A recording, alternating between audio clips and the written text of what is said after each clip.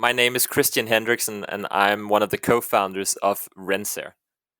Amazing. So I'm not going to be adding an awful lot to the conversation. I'm more just going to be looking for sound bites of your voice. So I'm just going to run through a few questions here quickly.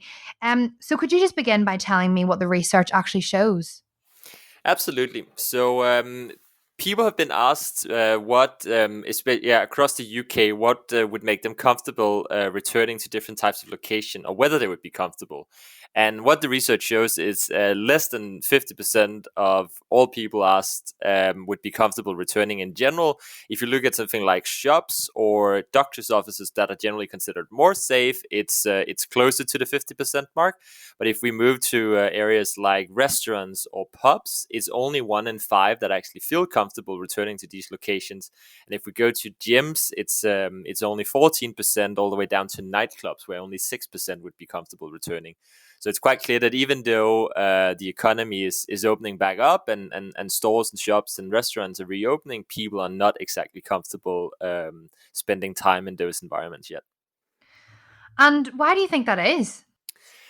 I think it's clear that everyone understands that the virus isn't gone. We've seen the first wave, but if as you watch the news and see what's going on in other parts of the world, for instance in the US, it's quite clear that this is it's certainly not over yet, and therefore we have to be careful. If you look at also what people reply to this survey, more than 50% feel that they need more reassurances to actually show that places are safe. And if you go into especially the older parts of the population or older demographics, it's significantly higher proportions than that. So I think it's quite clear that people are just generally nervous returning because they know the while the numbers are improving in terms of cases, the virus sure isn't gone yet. And as we start to begin to return to the new normal as such, how important is cleaning and air purification and ventilation and things like that? It's very very important. So if you look at air purification and just good ventilation in general, it's really starting to show that that's one of the key ways to mitigate the risk of transmission. So if you look at the Center for Disease Control in the US, they have now updated their guidance, so they no longer say that it's actually surfaces that is the main source of transmission, but it is the air. So when people spend time in confined spaces, whether that is restaurants or office spaces, etc., if there's poor ventilation, that's when you see a high degree of transmission. So if you add in hospital grade air purification in places where you can't just have windows open all the time, that is really important. And in the UK, we know that as fall and winter approaches, it isn't feasible to just take fresh air in, and that's where ventilation systems become extremely important. And how does ventilation work towards reducing the risk of transmission then? So what we, for instance, do with our product Rensair is we use the same technology that's been used in hospitals for decades, but we put it into a portable format, and that our product has been sold to Scandinavian hospitals for the past 2 decades.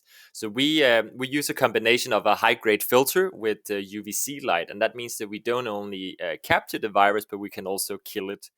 And that type of technology is has previously had a fairly narrow use case, but given the current environment, we are now seeing interest from all types of businesses, whether that is gyms, restaurant, pubs, office spaces, and care homes.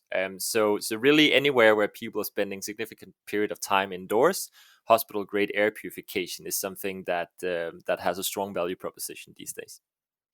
And you mentioned it quite briefly there, just what types of businesses are investing in this type of hospital grade cleaning and air purification. Is there any more businesses you would like to tell me about that are using this nowadays? I think it's clear that it's really a broad range of businesses that are investing in this at the moment. So we've seen everything from gallery owners in London to barbershops, hairdressers, all the way to large care homes and large office spaces.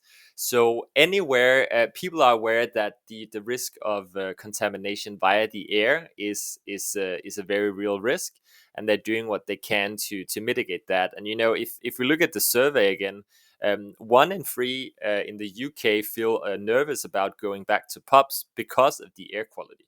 and therefore this type of technology is a really real way of trying to alleviate some of that fear from people. Amazing, Christian. And if listeners want to find out more, where should they go for more information? They could visit our website, Rensair, that's rensair.com,